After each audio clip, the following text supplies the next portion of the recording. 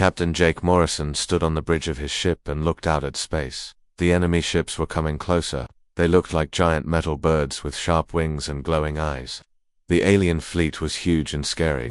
Jake had never seen so many enemy ships in one place before. "Captain, we have a message coming in," said Lieutenant Danny Rogers. He was sitting at the communication desk with headphones on his ears. Danny was young but very good at his job. He had been working on the ship for 2 years now. The big screen in front of Jake lit up. Admiral Kate Sullivan appeared on the screen. She was the boss of all human ships in space. Her face looked tired and worried. Behind her, Jake could see other people working hard on their ship's bridge. "Jake, listen carefully," Admiral Sullivan said. "The aliens are winning this war. We have been fighting them for 3 months now. Our weapons cannot break through their shields. Their ships are faster than ours. We are losing badly." Jake felt his heart beat faster. He knew she was right. Every battle had been a loss for the humans. The alien ships called Zephyrians were too strong. Their technology was much better than human technology. "But Admiral, what can we do?" Jake asked. "Our best weapons do nothing to them. Our fastest ships cannot catch them. How can we win, Admiral?" Sullivan smiled for the first time in weeks. "Jake, we found something. Dr. Lisa Chen has been studying the aliens. She found out something very important about them. Something that might help us win this war." The screen changed to show Dr. Chen. She was a young woman with glasses and messy hair. She looked excited and scared at the same time. Behind her were computer screens showing alien brain scans and charts with many numbers. "Captain Morrison," Dr. Chen said quickly, "the Zephyrians are different from us in a very important way. They come from a world with no sounds, no music, no singing, no rhythm. Their brains never learned how to handle complex sounds." Jake did not understand. "What does that mean, Doctor?" "It means that music hurts them," Dr. Chen explained. "When they hear human music, their brains cannot process it. The sounds cause pain and confusion. Their minds shut down when they hear our songs." Jake felt confused. "Music is a weapon." "Yes," Admiral Sullivan said as she came back on the screen. "Every human ship has been given new equipment. We can send music through space directly into their ships. The aliens cannot defend against it because they do not understand what it is." Danny Rogers turned around in his chair. "Captain, that sounds crazy. How can a song defeat a spaceship?" Dr. Chen answered him. "The Zephyrians have very sensitive hearing. They use sounds to control their ships and talk to each other, but they only use simple beeps and clicks. When they hear human music with melody and harmony, their brains overload. They cannot think clearly. They cannot fight." Admiral Sullivan looked serious again. "This is our only chance, Jake. We are going to attack them with music. Every ship will play different songs at the same time. Classical music, rock music, jazz, and pop songs. We will hit them with everything we have." Jake thought about this strange plan. It sounded impossible. How could a love song or a dance tune defeat alien warriors? But he had seen their weapons fail against the enemy shields. Maybe music was the answer. "What kind of music should we use?" Jake asked. "All kinds," Admiral Sullivan said. "The more complex, the better. Beethoven, Mozart, the Beatles, modern pop, country music, rap, and metal. The aliens cannot adapt to all of them at once." Dr. Chen added, "The beautiful thing about human music is that it never stays the same. Just when they start to understand one song, we can play something completely different. They will never be able to build defenses against it." Jake looked around his bridge. His crew was listening to every word. They all looked surprised and hopeful. For the first time in months, they had a real plan to fight back.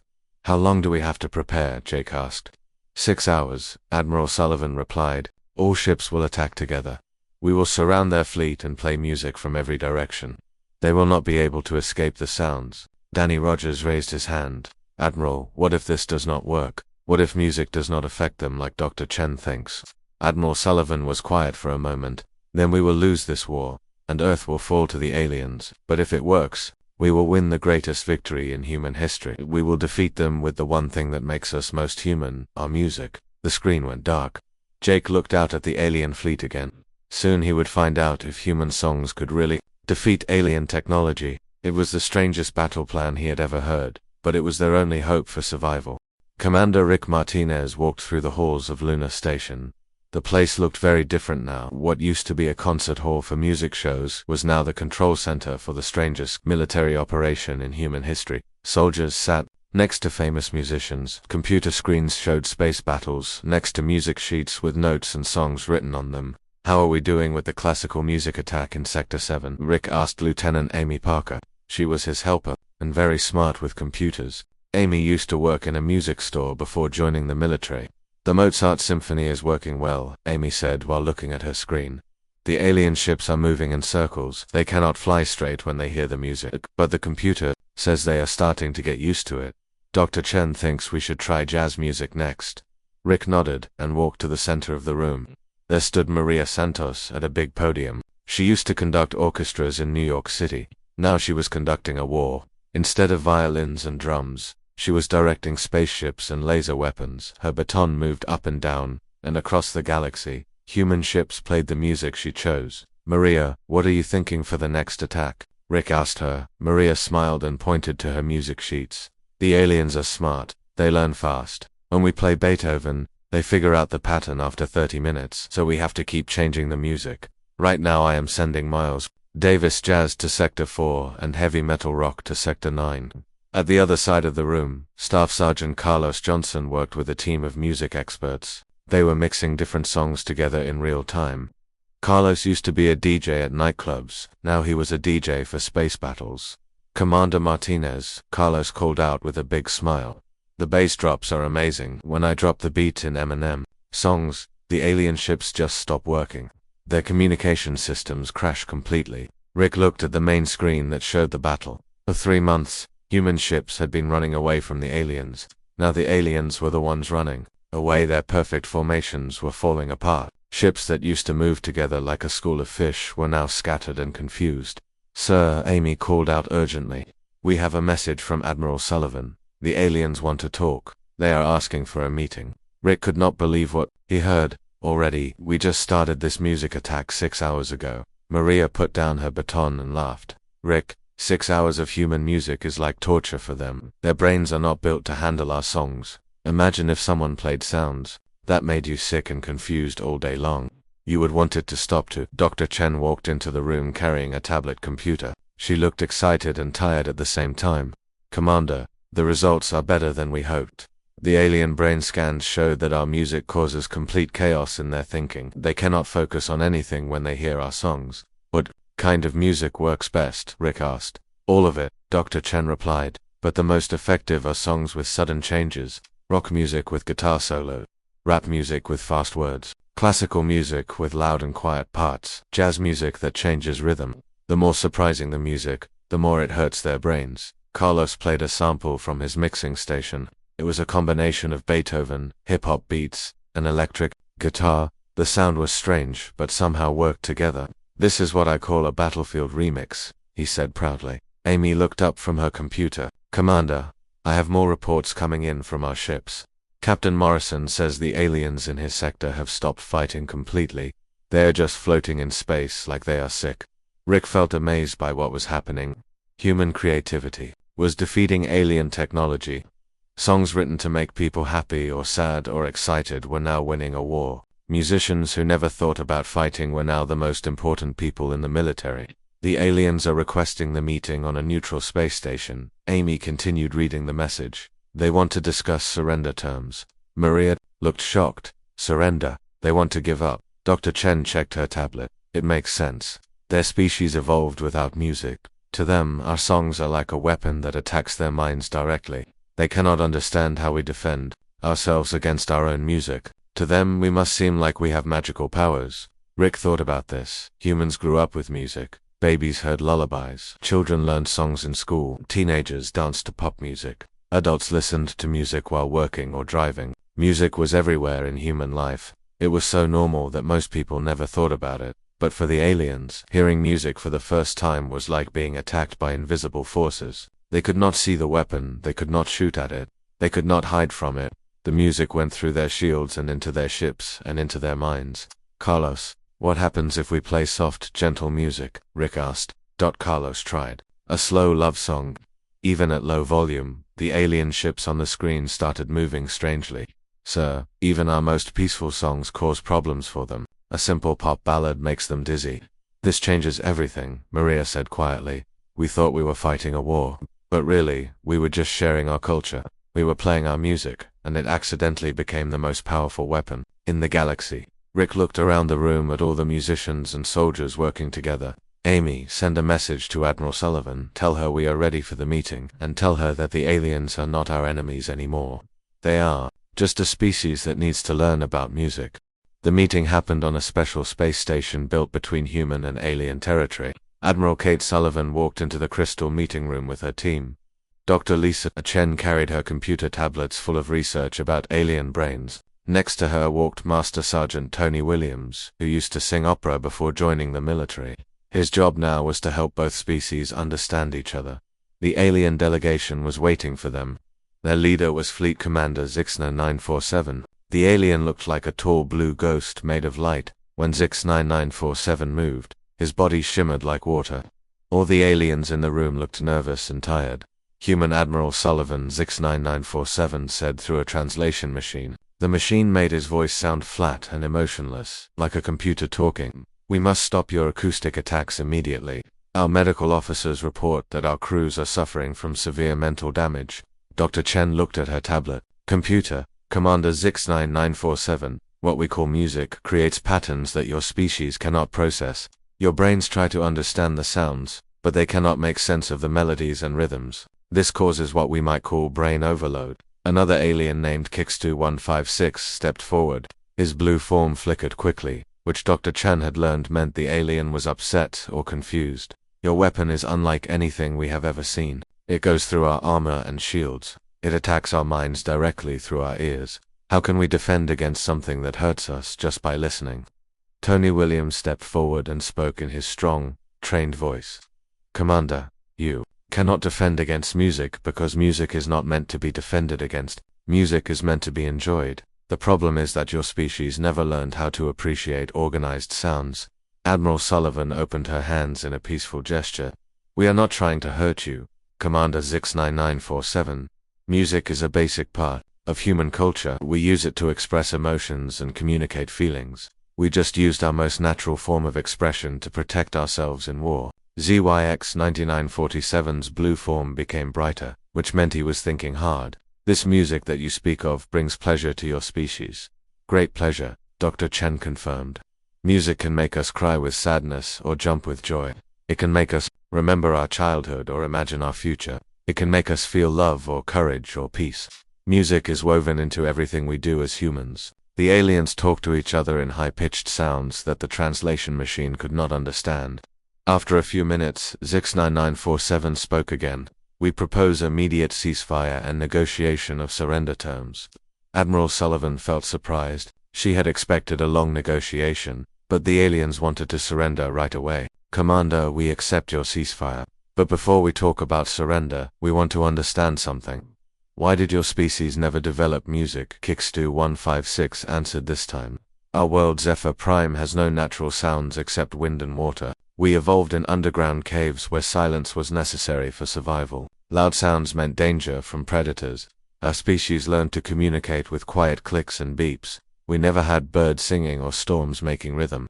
We never had any reason to create organized sounds for pleasure. Dr. Chen looked fascinated. So when you hear human music, it is like nothing your brains have ever experienced before. Correct. ZYX9947 said, when your ships played the sounds you call Beethoven's Symphony No. 9, our crews experienced complete mental chaos. They could not pilot ships or operate weapons. Some fell unconscious. Others began making random sounds with their voices, trying to copy what they heard. Tony Williams smiled. Commander, those random sounds your people made were attempts at singing. Your crews were trying to make music. Is this possible? Zix9947 asked. Can our species learn to create these organized sounds? Admiral Sullivan looked at Dr. Chen, who was checking her research data. Doctor, is it possible for the Zephyrians to learn music? Dr. Chen nodded excitedly. Yes, absolutely. Their brains have the same basic structure as human brains. They just never developed the pathways for processing music.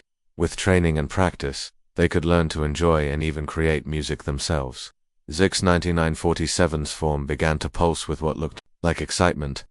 Admiral Sullivan, we propose a different kind of surrender. Instead of traditional war terms, we request that your species teach us about this music. We want to learn how to experience organized sounds without pain. KYX2156 added. Our scientists believe that learning music might improve our species. in ways we cannot yet understand. If sounds can cause such powerful effects on our minds, perhaps they can also bring positive effects. Admiral Sullivan thought about this unusual request. Instead of demanding territory or resources, the aliens wanted cultural education. Instead of weapons or technology, they wanted lessons in appreciation of beauty. Commander 69947, we agree to teach your species about music, but this will be a cultural exchange, not a surrender. We will share our music with you, and perhaps you can share your knowledge of science and technology with us. Tony Williams stepped forward again. Commander, we will start very slowly. First, we will play simple melodies at very low volume. We will teach your people how to listen to music without getting overwhelmed. It will be like learning a new language. Dr. Chen added, we will monitor your brain activity to make sure the music training does not cause harm. We want this to be a positive experience for your species. Zix-9947's form became a warm, steady blue color. Human Admiral Sullivan, we accept this proposal. This war began because we did not understand each other. Perhaps it will end because we will learn to share something beautiful. The meeting ended with both species agreeing to something that had never happened before in galactic history. Instead of a traditional surrender, they would have a cultural exchange. The Zephyrians would learn about human music, and humans would learn about alien science and philosophy. As Admiral Sullivan left the meeting room, she realized that humanity had won more than just a war. They had discovered that their greatest strength was not their weapons or technology, but their ability to create beauty through organized sound. 3 weeks after the peace agreement, Captain Jake Morrison found himself doing the strangest job of his military career. His ship, the EU's Harmony, had been changed from a warship into a flying concert hall. Instead of weapons and armor, the ship now carried musical instruments and sound equipment. Jake's mission was to travel through alien space and teach the Zephyrians about human music. Remember, Captain Dr. Lisa Chen said as she briefed the crew before their first concert, we must start with the simplest possible music. Think of teaching music to aliens like teaching colors to someone who was born blind. We start with nursery rhymes, children's songs, and basic folk music. No rock and roll yet. The first concert was scheduled to happen near Zephyr Prime, the alien capital planet. Jake felt nervous as he watched the alien officials beam onto his ship. The Zephyrians moved very carefully, like they were walking into a dangerous place. Their blue, ghost-like bodies flickered with colors that Dr. Chen had taught the humans to read as emotions. In the main auditorium of the ship, Lieutenant Danny Rogers sat at a simple piano. His orders were to play Twinkle, Twinkle, Little Star at the lowest possible volume. The song was chosen because it was simple, gentle, and familiar to all humans since childhood. The alien audience sat in special chairs designed for their different body shape. Fleet Commander Zix-9947 sat in the front row, his blue form pulsing with what looked like nervousness and curiosity mixed together. Are you ready, Danny? Jake asked through the communication system. Ready as I'll ever be, Captain, Danny replied. I never thought I would be scared to play a children's song, but here we are. Danny pressed the first key very softly. The note rang out clear and pure in the auditorium. The effect on the Zephyrian audience was immediate and dramatic.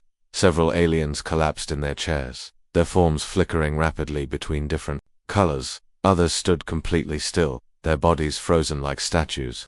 Fascinating, Dr. Chen whispered to Jake as she watched her computer screens. They are not experiencing pain this time. Look at their brain readings. It's more like sensory overload. Imagine hearing sound for the first time in your life, or seeing a rainbow when you have only known black and white. Danny continued playing the simple melody, Twinkle, Twinkle, Little Star, how I wonder what you are. The notes were soft and gentle, but for the aliens, each sound was a completely new experience. Fleet Commander Zixany-947 stood at the front of the audience. His blue form had changed to a warm, steady glow. When he spoke, his voice through the translator sounded different than before. Instead of flat and emotionless, there were subtle changes in tone. Human Morrison, ZYX9947 said slowly, this, Twinkle Twinkle Little Star creates patterns in our consciousness that we have never felt before.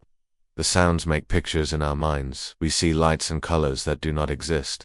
Is this how your species always experiences organized sound? Jake smiled. Commander, this is just the beginning. We have thousands of years of musical development to share with you. Different types of music create different feelings and mental pictures. Dr. Chen checked her instruments. Commander Zixany-947, your brain is processing the music much better than we expected. The simple melody is creating new neural pathways in your mind. Your species is learning to appreciate organized sound. When Danny finished playing the children's song, the auditorium became very quiet. The silence felt heavy and important. Then, something amazing happened. Zal X9947 began to make soft, musical sounds with his voice. He was trying to copy the melody he had just heard. The sounds that came from the alien were not quite right. They were off-key and shaky, but they were definitely an attempt at music. It was the first time in recorded history that a Zephyrian had tried to sing. "Commander," Jake said with excitement in his voice. "You just made music. You just sang." Other aliens in the audience began to make similar sounds. They were all trying to recreate Twinkle, Twinkle, Little Star in their own voices. The result was not beautiful by human standards, but it was incredibly moving. An entire species was discovering music for the first time. Dr. Chen was recording everything on her computers. This is remarkable. They are not just listening to music passively, they are trying to participate. They want to create organized sounds themselves. Danny looked amazed. "Captain, should I play another song?" Jake looked at the alien audience. They all seemed to be waiting for more music. Their body language showed curiosity and eagerness instead of fear. "Play Mary Had a Little Lamb," Jake decided. Another simple children's song. As Danny began the second song, the aliens listened with complete attention. Some of them moved their bodies slightly, trying to feel the rhythm. Others made soft humming sounds, attempting to sing along. Kix2156, who had been at the peace meeting, raised what might have been a hand. "Human Captain Morrison, these organized sounds make us feel emotions we did not know we could feel. Is it possible for our species to learn more complex music?" "Absolutely," Dr. Chen replied. "With practice and patience, your people could learn to enjoy and create any type of human music. You could even develop your own musical styles that are unique to your species." Fleet Commander Zix9947's blue form brightened with excitement. "We request that you visit all Zephyrian worlds. Our entire species must experience this gift of organized sound. We want all our people to learn about music." Jake felt proud and amazed. What had started as a weapon of war was becoming a bridge between species. Human music was not just defeating the aliens anymore, it was teaching them to experience beauty and express emotions in ways they had never imagined possible. "Commander Zix9947, Jake said formally. "The human fleet will be honored to share our music with all Zephyrian worlds. This is the beginning of something wonderful for both our species." The concert ended with aliens and humans trying to sing simple songs together. The sounds were strange and imperfect, but full of hope and friendship. Music had ended a war and started a new kind of relationship between two very different species. 6 months after the war ended, Commander Rick Martinez stood in what used to be Luna Station's military command center. The room looked completely different now. Instead of weapons, charts, and battle plans, the walls were covered with musical notes and concert schedules. The place had been renamed the Galactic Institute of Musical Exchange, and Rick was now its director. "Give me a report on how the cultural integration program is going," Rick asked Commander Sarah Kim. Sarah used to work in military intelligence, but now she was the director of interspecies musical education. Her job was to coordinate music lessons between humans and aliens across the galaxy. "The progress is incredible, sir," Sarah reported while checking her computer. "We now have over 50,000 Zephyrian volunteers taking basic music classes. They are learning faster than we ever imagined." Fleet Commander Zix9947 has become particularly good at jazz music. He says the improvisation reminds him of mathematical equations. At the center of the room, Maria Santos continued her work as a conductor, but instead of directing war symphonies, she now led the first combined human Zephyrian orchestra. The top music they created together was unlike anything either species had made alone. Human emotion blended with alien mathematical precision to create entirely new sounds. "The most interesting development," Dr. Lisa Chen announced as she joined the group, "is that the Zephyrians are not just copying human music. They are creating their own musical forms. They take our melodies and rebuild them according to their own neural patterns. It's creating completely new types of music that neither species could have invented alone." Rick walked to the observation windows and looked out at space. Every day, more alien ships arrived at Luna Station. What had begun as a military surrender had grown into the largest cultural exchange in galactic history. Ships that once carried weapons now carried musical instruments and teachers. Captain Morrison reports from the Harmony that they have received requests from 17 other alien species to experience human music. Sarah continued reading from her reports. Apparently, word is spreading throughout the galaxy that humans have something called emotional resonance weapons that are actually enjoyable to experience. Rick laughed. I suppose that is one way to describe a love song. Dr. Chen looked excited. The Galactic Council has officially asked humanity to share our musical knowledge with all member species. They are calling it Project Harmony. The goal is to introduce music to every species that evolved without it. Through the speakers in the room, they could hear the integrated orchestra practicing. Human violins played alongside Zephyrian harmonic generators, creating sounds that sent chills through everyone who heard them. The music was both familiar and completely alien at the same time. Rick, you should see what happened yesterday, Maria said as she took a break from conducting. We had a Zephyrian named QYX 7733 who composed his first original song. It was based on the mathematical patterns of stellar formation, but set to a melody that sounds like a human lullaby.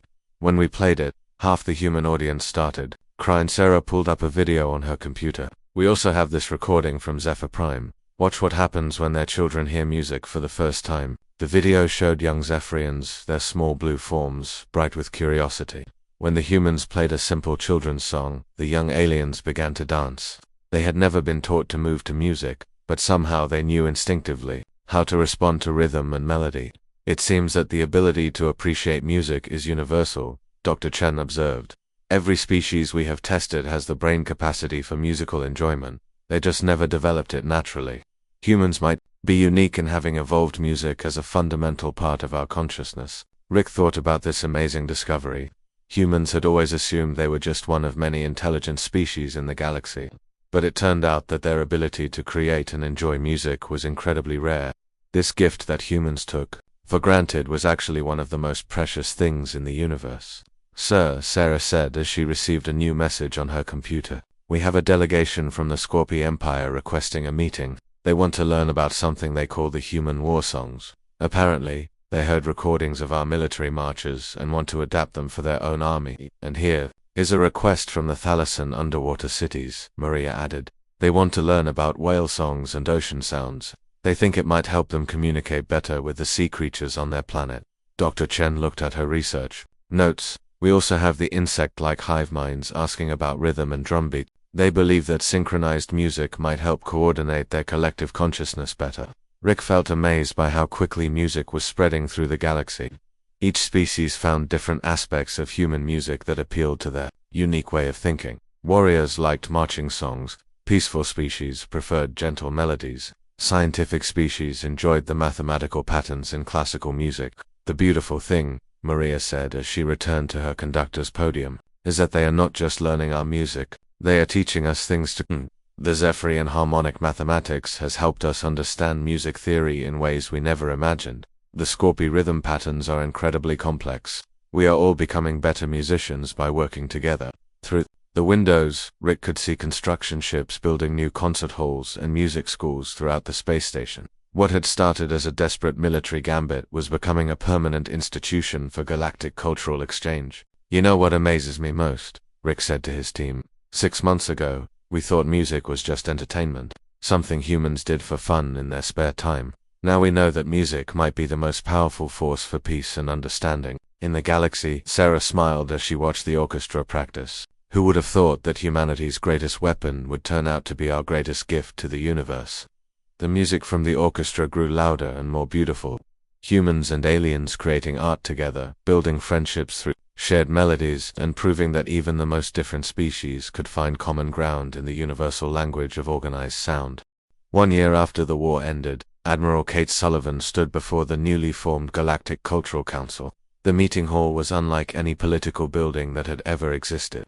Instead of cold, sterile conference rooms, this place was designed like a giant concert hall where multiple species could share musical experiences at the same time. The integration program has exceeded all our expectations, Admiral Sullivan reported to the assembled delegates from 47 different worlds. What began as a desperate military strategy has become the foundation for unprecedented cooperation between species throughout the galaxy. The audience was extraordinary. Reptilian beings from the Scorpi Empire sat next to aquatic creatures from the Thalassian worlds. Insect-like hive minds buzzed quietly in harmony with gaseous beings from the outer rim planets. At the front of the audience, Fleet Commander Zix9947 sat in his place of honor as the first cultural ambassador from the Zephyrian worlds. Admiral Sullivan looked at her former enemy with amazement.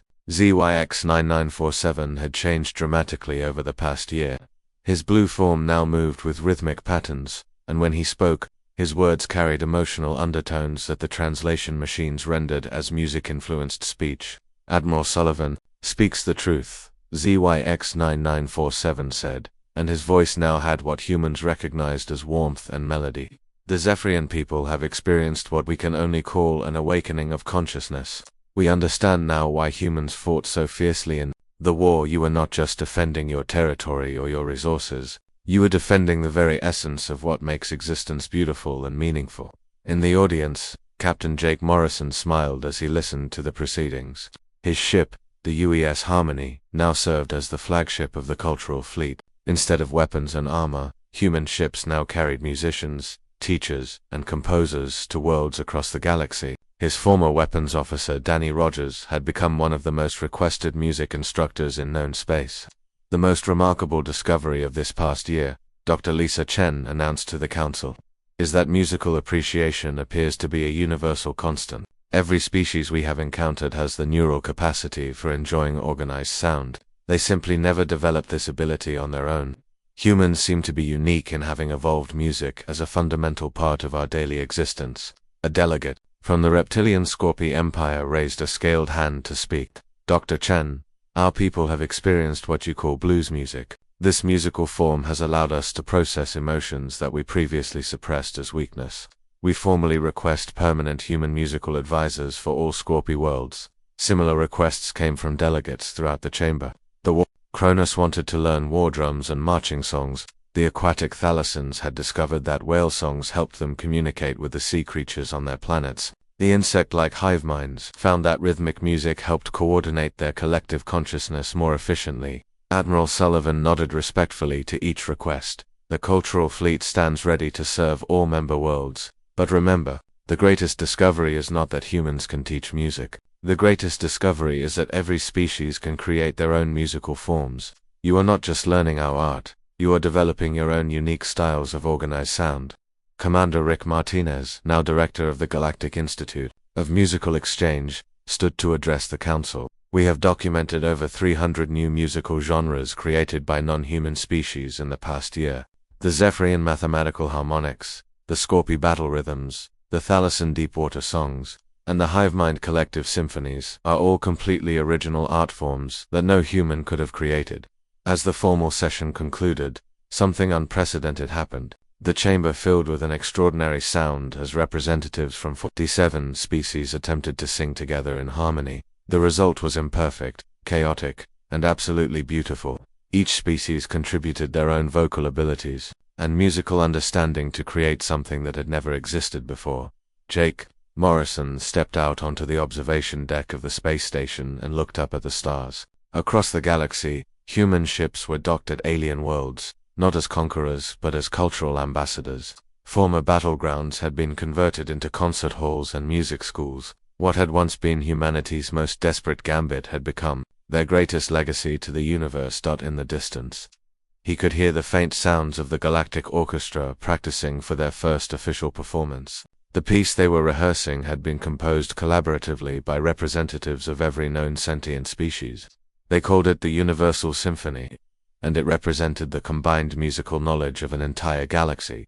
Jake's communication device chimed with a message from Earth. The children of his home planet had composed a new song inspired by their alien friends among the stars. The song was titled "We Are Not Alone," and it was already spreading across human space, being translated into the musical languages of dozens of alien species.